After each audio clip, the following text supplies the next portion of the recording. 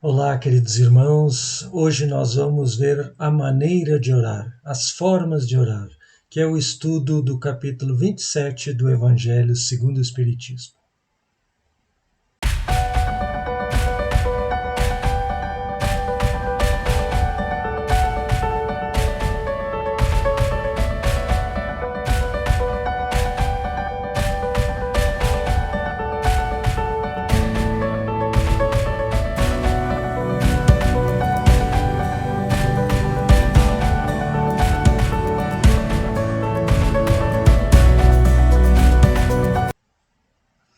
Bem-vindo a todos, bem-vindo a todas. Você que permite que entremos no seu lar através do dispositivo que você está usando para se conectar à internet. Nós vamos falar hoje um pouco sobre a forma de orar, as maneiras de orar, a qualidade da prece. Então, vamos estudar o capítulo 27 do Evangelho segundo o Espiritismo. Neste capítulo, nós temos importantes características, utilidades, formas de orar, como orar, por que orar e como a nossa prece é recebida. Nós vamos começar lendo e comentando alguns trechos do Evangelho segundo o Espiritismo, no capítulo 27, como nós já citamos aqui. E sinceridade é a primeira questão que se coloca. Jesus definiu claramente as qualidades da prece. Quando orardes, diz ele, não vos ponhais em evidência, antes orai em secreto, não afeteis orar muito, pois não é pela multiplicidade das palavras que sereis escutados, mas pela sinceridade delas. Então aqui nós temos duas qualidades importantes da prece. A primeira é a introspecção. Quando orardes, não nos coloqueis em evidência, mas orai em secreto. Esse secreto é no templo interior, no espaço íntimo, porque nós não vamos para a praça pública orar, nós não oramos em voz alta, nós oramos com pensamento e sentimento, com aquilo que temos dentro de nós. E aí Jesus já aprofunda na mensagem. Não nos afeteis por orar muito, mas pela quantidade de palavras, pela multiplicidade de palavras. Mas seremos escutados, a nossa prece fará conexão com os espíritos superiores, com a espiritualidade superior, pela sinceridade das palavras. Então aí nós temos um ótimo parâmetro de avaliação de qualidade da nossa prece. Quando nós estamos conectados com o momento de prece que vivemos, nós temos que ser sinceros, transparentes. Portanto, não adianta nós tentarmos pedir em nossa prece aquilo que não está conectado com a nossa sinceridade, com aquilo que realmente desejamos, pois essa prece não atingirá os planos superiores, ela não terá força de propagação. Se nós fôssemos considerar a prece como estas antenas repetidoras que os nossos celulares usam, a sinceridade seria uma dessas antenas repetidoras. A sinceridade seria um dos caminhos, dos canais da banda larga que transmite o nosso pedido, o nosso desejo. Veja que eu não posso pedir numa prece que Deus me ajude a perdoar se eu realmente não quero perdoar uma pessoa. Eu não posso pedir a Deus numa prece que ajude a viver com o que eu tenho, com os bens materiais que eu tenho, se realmente eu tenho desejo de posse e quero ter mais. Então vejam que conectar a verdade das palavras com a verdade interna também passa pelo exercício de autoconhecimento. E a prece terá tanto mais força será tão mais escutada pelos amigos espirituais, quanto mais sinceridade houver em nossas palavras. Então, a característica de ser sincero é de conhecer a si mesmo e de entender aquilo que realmente desejamos. E caso o nosso desejo não seja um desejo que esteja caminhando junto com a lei divina, que o nosso desejo ele esteja em dissonância com as leis naturais. Nesse caso, então, nós temos que pedir a Deus, sinceramente, que nos ajude a construir novos desejos.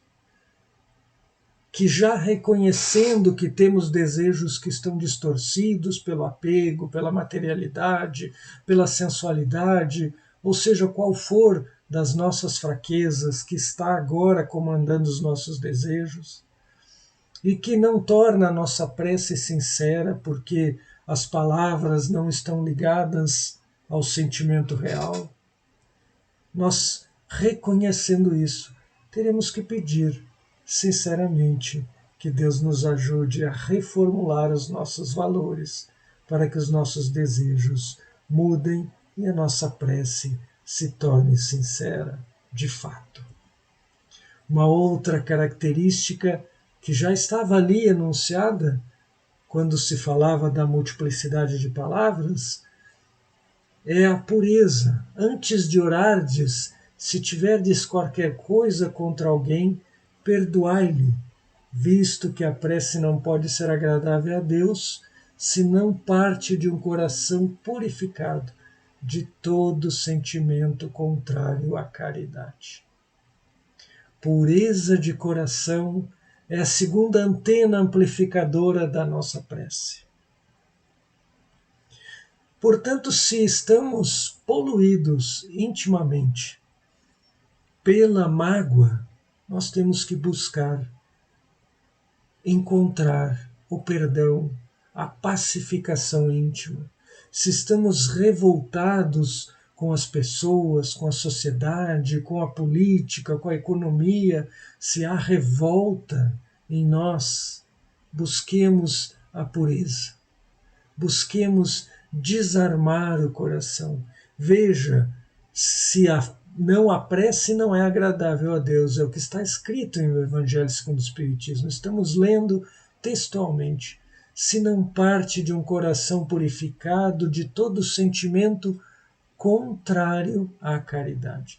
Contrário à caridade. Portanto, desarmar o coração, nos tornarmos caridosos de fato é importante para que a prece alcance a espiritualidade superior, atinja o coração destes amigos de luz que enxergam nossas fraquezas, sabem de nossas falhas, mas precisam que nós vamos construindo estas condições de prece e de melhoria. Depois a humildade.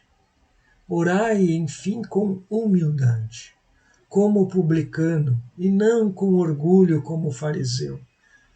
Examinai os vossos defeitos, não as vossas qualidades, e se vos comparardes aos outros, procurai o que há em vós de mal. Então, aqui, naquele exemplo que Jesus cita, do publicano que chega e ora em secreto, que traz as suas dores íntimas para a prece, e não como o fariseu, que ora em voz alta para que todos o vejam e o admirem. Então, orar com humildade é adentrar no quarto íntimo, adentrar nos próprios sentimentos, buscar aquela sinceridade de reconhecermos quais os nossos desejos estão nos dominando e buscarmos os sentimentos contrários à caridade. Para fazer isso, há necessidade de humildade, há necessidade de reconhecer as nossas falhas, há necessidade de reconhecer o quanto nós carregamos de mazelas e que precisamos corrigi-las. Então, examinar os nossos defeitos é a chave do progresso. E se nos compararmos aos outros, procuremos em nós os nossos erros. A prece não é de fato um momento de comparação. A prece é um momento de pedido de ajuda, uma conversa com o anjo da guarda, onde nós temos condições de abrir o nosso coração. Nosso anjo da guarda é o espírito que mais nos conhece. Provavelmente nos conhece melhor do que nós mesmos nos conhecemos. Pelas armadilhas da nossa persona, pela falta de educação emocional que vivemos, pelos desequilíbrios, pelos traumas, nós às vezes não conhecemos aquilo que movimenta as nossas energias, o nosso pensamento, o nosso sentimento. Não conseguimos lidar com os desejos antagônicos que existem em nós, mesmo já conhecendo a doutrina espírita. Então, evitemos qualquer comparação durante a prece, mas examinemos sim os nossos erros e peçamos ajuda, porque essa é uma postura de humildade. No Evangelho diz assim: seja o que for que peçais na prece, seja o que for que peçais na prece. Crede que o obtereis e concedido vos será o que pedirdes. É o famoso pedi e obtereis. Está no Evangelho de Marcos, capítulo 11, versículo 24. E segue o Evangelho esclarecendo, e há quem conteste a eficácia da prece com o fundamento no princípio de que, conhecendo Deus as nossas necessidades, inútil se torna expor-las. Acabamos de conversar sobre a sinceridade, a pureza e a humildade, os amplificadores da nossa prece, as antenas transmissoras dos nossos desejos sinceros, puros e caridosos. Portanto, há quem conteste a eficácia da prece, se Deus sabe tudo de nós, é perfeito, onipotente e onisciente, é claro. Mas acontece que é o exercício da humildade que nos faz crescer. E a humildade é uma das forças amplificadoras da nossa prece. Portanto, sim, é necessário pedir, é necessário se expor. Oh, meu Deus, eu preciso disso. Eu ainda estou sentindo necessidade disso, meu Pai. É assim que nós oramos. Meu amigo, meu protetor espiritual, eu ainda sinto impulsos neste sentido. Me ajuda. Portanto, há aí um fator de autoconvencimento, de ouvirmos as nossas palavras, de trabalharmos o nosso íntimo, a nossa humildade, a nossa sinceridade. E é óbvio que essa condição de humildade e de sinceridade vai trazer a objetividade do pedi e obtereis, porque receberemos aquilo que precisamos. É aquilo que é para o nosso bem. A providência divina, se não acede a toda súplica que se lhe faça, diz o Evangelho, uma vez que ela sabe melhor do que nós o que é para o nosso bem. É como procede um pai criterioso que recusa ao filho o que seja contrário aos seus interesses. É a famosa frase de Jesus: qual o pai que alcança um filho uma pedra quando este lhe pede peixe? Então a providência sabe o que é bom para nós. Sabe se a nossa sinceridade está conectada ao nosso desejo. Se o que estamos pedindo vai nos causar transtorno na nossa evolução, no nosso crescimento moral. Ou se vai nos tornar melhores. Deus é um Pai de amor que não nos castiga.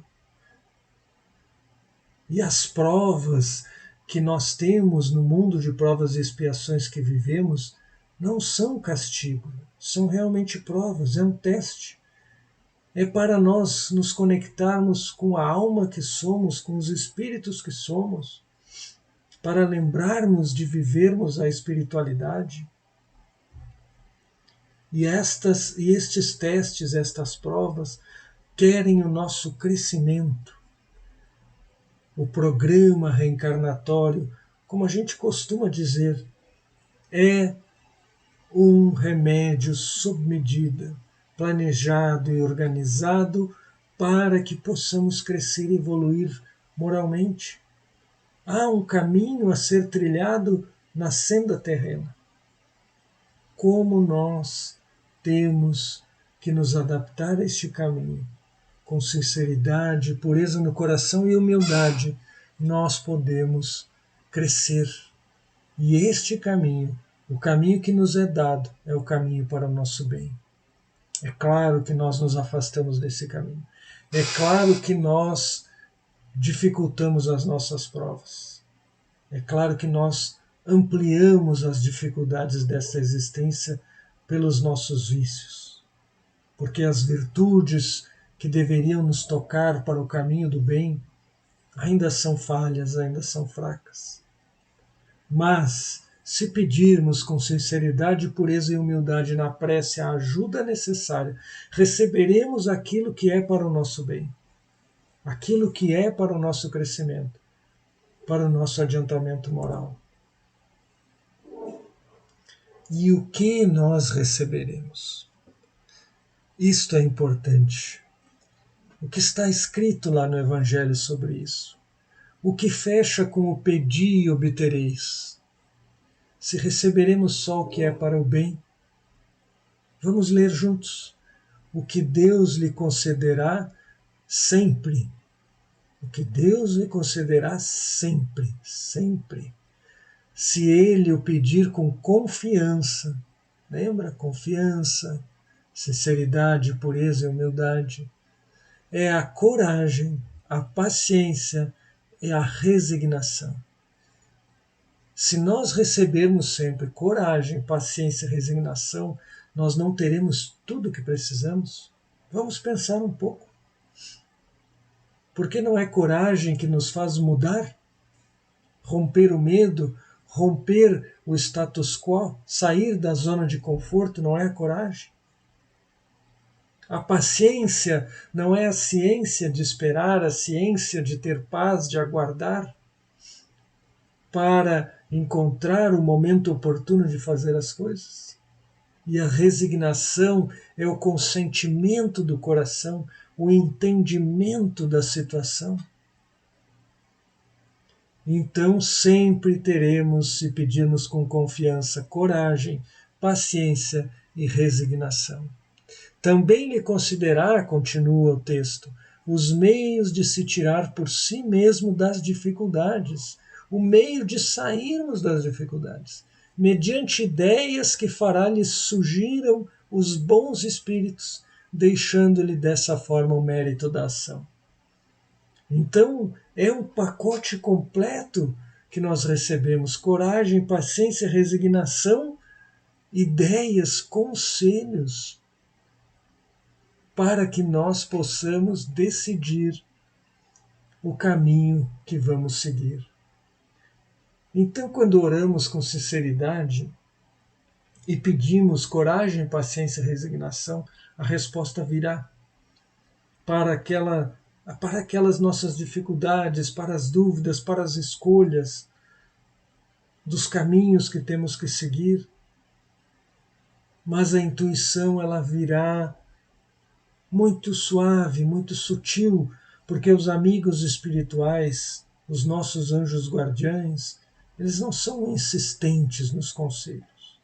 Quem persiste ao nosso lado, repetindo ideias muitas e muitas vezes, são os espíritos iguais a nós ou inferiores a nós, que querem nos induzir para que venhamos mais uma vez a dar vazão aos nossos vícios morais. Nosso protetor espiritual, os amigos espirituais de luz, dão aquele conselho suave, aquela intuição que nós sentimos e que é como uma vozinha da verdade que se conecta com a nossa consciência. Nós sabemos que aquilo é bom, mas nós vamos repelir e afastar se nós não tivermos observado o desejo, aquilo que nos move, o que nós realmente estamos querendo, o que realmente estamos pedindo. E se não soubermos reconhecer o que recebemos, que é a coragem, a paciência, a resignação e a inspiração para mudar os caminhos. Então a prece traz um pacote maravilhoso para a nossa caminhada terrena. Quando nós devemos orar? Quando orar? E o texto nos diz: o dever primordial de toda criatura humana, o primeiro ato que deve assinalar a sua volta à vida ativa de cada dia é a prece. Ou seja, quando abrimos os olhos de manhã ao acordar, a primeira coisa que devemos fazer é a prece. Não reclamar do despertador, do trabalho, não. Se você quer ficar mais 2 minutos na cama para fazer a sua primeira prece assim que desperta, programe o seu despertador e saiba, coloque lá, prece matinal, aquilo que aparece no celular quando toca o despertador. E lembre, é o primeiro ato que deve assinalar a sua volta, a volta à vida ativa de cada dia. É a prece, iniciando o nosso dia com a prece. E os espíritos reveladores no Evangelho segundo o Espiritismo vão dizer: quase todos vós orais, mas quão poucos são os que sabem orar. Então, agora que a gente está chegando aqui na conclusão, que nós já vimos as formas, já sabemos que há necessidade da sinceridade, da pureza, da humildade, já sabemos que vamos receber coragem, paciência, resignação, já sabemos que receberemos intuições e que a resposta da prece sempre será aquilo que é para o nosso bem verdadeiro. Então já podemos fazer uma análise da qualidade da nossa prece. Porque eles dizem que quão poucos são os que sabem orar. É o alerta do Evangelho segundo o Espiritismo: quão poucos são os que sabem orar. Nós sabemos orar. Com isso que nós estudamos aqui hoje, e que você, amigo, espectador, ouvinte desse momento, deve estudar mais. Volte ao Evangelho segundo o Espiritismo, leia o capítulo 27, medite. Nós pegamos aqui pequenos trechos, há muito mais riqueza neste capítulo para ser estudado. Estamos pegando aqui alguns tópicos. Estude sobre a prece, fortaleça a sua prece, faça um questionário de autoavaliação da sua prece. Hoje, quando eu orei, eu estava sendo sincero. Eu orei maquinalmente, eu conectei a minha prece com o sentimento, o que eu sentia na hora. Porque se eu estou dizendo assim: Pai, obrigado pelo dia e tal, não sei o quê, mas eu estou já pensando em outra coisa. Criei uma fórmula para a minha prece, a prece se tornou mecânica. Não há conexão com o desejo, com a sinceridade, com a pureza, com o que se sente, com o que se vive naquele dia. Então, nós temos condições de avaliar a qualidade da nossa prece. Olhar, terminamos a prece e pensamos junto: foi uma boa prece? Eu fui sincero? Eu sabia o que eu estava pedindo? Conseguia verificar os meus desejos íntimos? Estou solicitando coragem, paciência e resignação para esta situação?